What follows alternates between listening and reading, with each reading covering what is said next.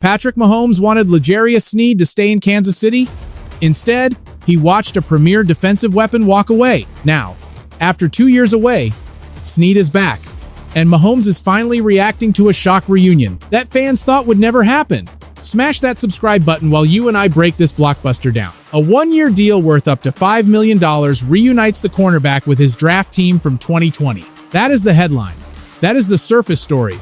But what makes this massive reunion carry so much weight beyond just another depth signing is the wild journey between 2020 and this very moment. Sneed first entered the league as a fourth-round draft pick out of Louisiana Tech and quickly became a star in coordinator Steve Spagnuolo's defense, moving from nickelback to an elite shutdown role with expanding duties. Before long, he was the engine of that secondary, taking over as a full-time starter in his second year and helping Kansas City win 2 Super Bowls. 2 rings, 4 seasons, countless big plays. Then, just like that, he was gone. The Chiefs traded him to the Tennessee Titans back in 2024, right after placing the franchise tag on him. It was about salary cap gymnastics, draft pick accumulation, and the typical corporate excuses front offices make when dumping an elite on-field performer, but this move stung differently. It was not a faceless business deal, and Mahomes made sure everyone knew it. Just hours before the trade broke, the superstar quarterback made it clear how badly he wanted Sneed back. Speaking at the 101 Awards, Mahomes admitted he lacked the front office power to keep him around. He told reporters, "I think everyone on our team wants Sneed. That is certainly not just a teammate being diplomatic. That is an elite quarterback publicly advocating for a brother-in-arms he truly believed in, only to have the front office ignore him." Mahomes added, "The player he is always hungry. He is not going to be the loudest guy on the field, not screaming or yelling, but his mental drive, you see it in every single practice." Hours later, Sneed was traded to Tennessee. The shockwave was immediate. The locker room reacted fast. Chiefs safety Justin Reed posted, "Love you, my dog. You deserve it all, and more. Lead them boys and keep being great." Defensive end Charles Omenihu saw the massive contract numbers and simply posted, "Sheesh." As for Sneed himself, he stayed absolutely silent, refusing to comment publicly right away. Because the truth is, that trade cut deeper than anyone outside that locker room realized back then. Now fast forward to June 8th, 2026. The Chiefs are bringing back Sneed, who previously grabbed 10 interceptions in Kansas City, win 2 championship rings during his first stint. He agreed to a one-year deal worth $5 million with performance incentives that could spark a major payday, though his guaranteed money and 2026 cap hit should be far lower. Meanwhile, Mahomes is still rehabbing from a torn ACL and LCL suffered during that 2025 campaign, targeting a Week 1 return. The Chiefs missed the playoffs for the first time in his era. Mahomes tore his ACL against the Chargers in December, and Kansas City finished 6-11. This is a franchise in rebuild mode, a proud team trying to rediscover its championship identity, welcoming back a defensive anchor who made those big Super Bowl runs possible. He chose the coaches he knew best, rejoining Spagnuolo and Andy Reid. Now, Chiefs Kingdom is absolutely losing its mind. Welcome home, messages, and classic highlight reels are everywhere online, reliving that iconic forced fumble, the lockdown coverage, and clutch playoff moments. Make sure to hit that like button. Now, fans are asking, how did an elite playmaker end up back on a cheap prove it deal 2 years after being traded away? What went down in between? Let's break down the tape together story. And it starts with understanding why walking away from $76 million broke something that took 2 years to heal. Sneed entered the NFL as a 4th-round pick in 2020 and developed into an elite defender. During that 2023 season, his job was to shadow the league's most dangerous receivers. Let's look at the numbers, because they only tell half the story. He locked down everyone. He completely erased Tyreek Hill, Justin Jefferson, A.J. Brown, and Brandon Ayuk when they matched up. Honestly, it was the single most dominant season-long defensive performance by any corner in the league. Think about those elite names. If you want more film breakdowns, subscribe to the channel now. The most unguardable threats in the league, even during practice. Plus, Justin Jefferson, widely considered the premier wideout in football back then. Sneed matched up against every single one in high-stakes matchups and shut them down completely. In his final 3 years, he logged 262 tackles, 33 deflections, 7 interceptions, and 4.5 sacks, and 4 forced fumbles. Incredible production for a cornerback, proving Sneed was never just a coverage specialist. He tackled hard. He blitzed.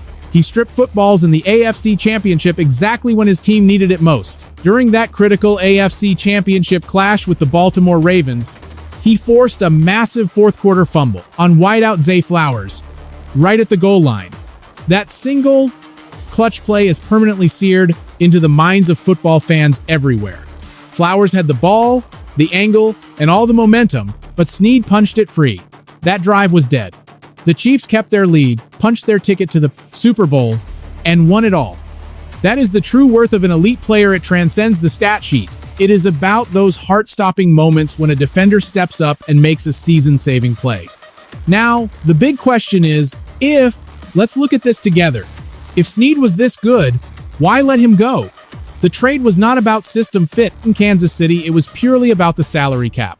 The Chiefs possess a great track record of drafting young cornerbacks, but they had to let Sneed walk due to cap space.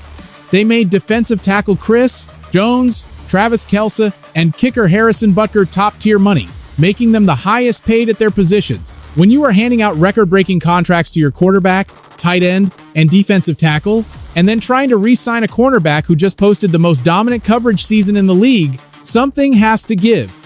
Sneed was the sacrifice. After placing the franchise tag on him, the Chiefs shipped him to Tennessee to save cash, shifting resources elsewhere while securing a 2025 third-round draft pick and swapping 2024 seventh-rounders. The local media and analyst reactions said it all. Reviewing the return package, prominent film analyst Seth Keyser posted a simple, one-word reaction: "Yikes." Kansas City. Sports Network's Matt Lane pointed out that Sneed brought back less value than Carlton Davis did when traded to the Lions earlier in the offseason. Honestly, that is shocking. A single third-round selection for a player who just delivered a masterclass at cornerback. That trade math makes absolutely zero sense unless you factor in what the front office already knew behind closed doors. Sports radio host Carrington Harrison had reported that Sneed was dealing with a severely compromised knee. The Chiefs knew the risk and sold high while they could. They cleared the cap room, took the public relations hit, and hoped for the best. What they did not anticipate, what none of us anticipated, was how quickly the situation would fall apart in Nashville. Sneed had inked a massive 4-year, $76 million contract upon arriving in Tennessee. That huge $76 million became the lens for his entire Titans tenure. Every missed game, every snap he spent hobbling, and every week on the injury report, that giant contract loomed over his head like an ugly scoreboard in a blowout. He landed in Tennessee with a massive chip on his shoulder, traded away by the franchise that developed him. He had dropped every hint imaginable that his preference was to stay in Kansas City. Now, he was adjusting to a new city, a new coaching staff, and a contract that demanded he be the elite playmaker to transform their entire secondary. Instead, the 29-year-old struggled to stay healthy for Tennessee, suiting up for only 12 games across 2 seasons. 12 games in 2 years for a foundational defender, handpicked to anchor the unit. Persistent quad and knee injuries kept him sidelined for the majority of his Titans stint, and his on-field performance suffered. Those nagging physical setbacks capped his availability to a mere 12 games, and he failed to record a single pick during his time on the field. 0 interceptions from a star who had 10 in Kansas City, and who was regularly erasing elite receivers from the game plan just months prior. The reality of knee and quad injuries in this league is that they are highly cumulative. One issue leads to another. You cannot just grit your teeth and expect to recover fully. Every single snap played on a weak leg robs you of an explosive edge that might never return the closing speed, the burst, the confidence to plant and drive when a receiver breaks inside.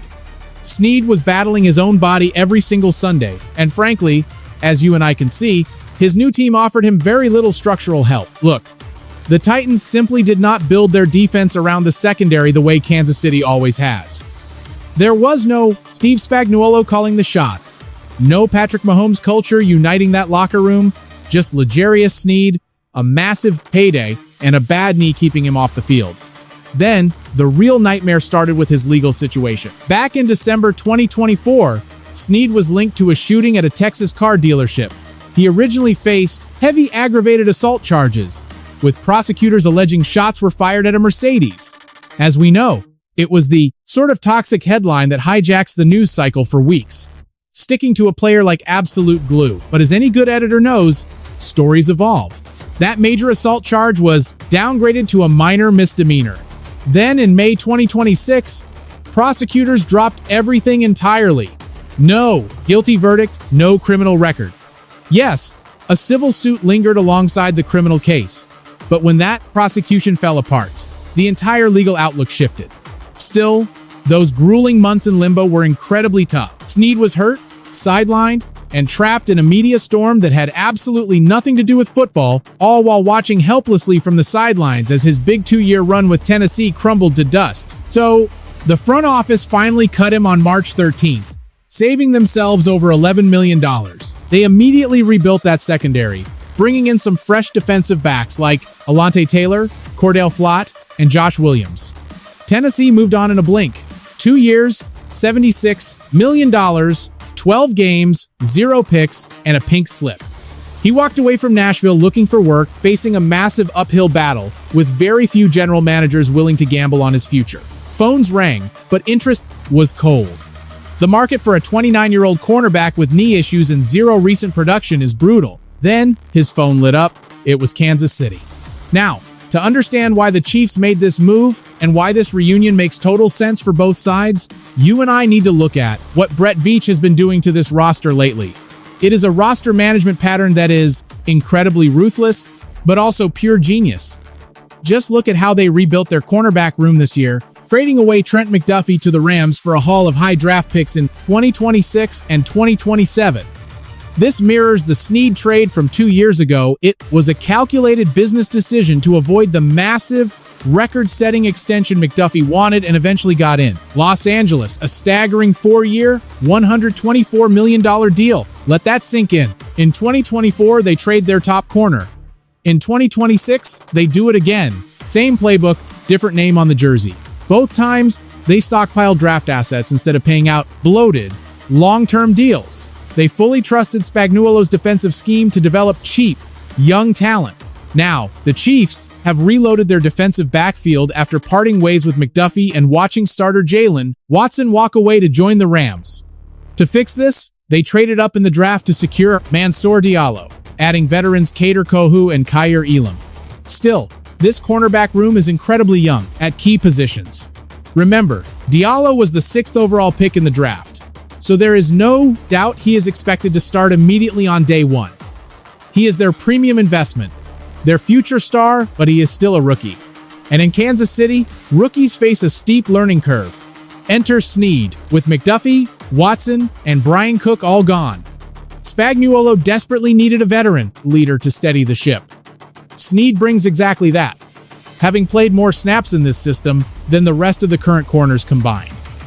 Trust me, that stat is incredibly important. This scheme is notoriously complex. The disguised coverages, the late rotations, the elite communication required. Young secondary players usually need an entire year just to avoid blowing basic coverages. Sneed has 0 learning curve. He knows this playbook inside out and has won championships with it. Bringing this veteran back is a dream reunion, allowing coach and player to pick up right where they left off. Financially, this is an absolute steal of a deal for Kansas City, as the contract structure shows exactly how they value him. His guaranteed money and 2026 cap hit are set to remain extremely team-friendly. If you love deep dive NFL breakdowns, hit like and subscribe. Look at those incentives.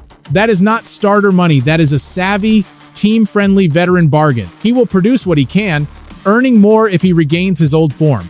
Sneed enters 2026 chasing a redemption campaign after severe knee issues derailed his play last year.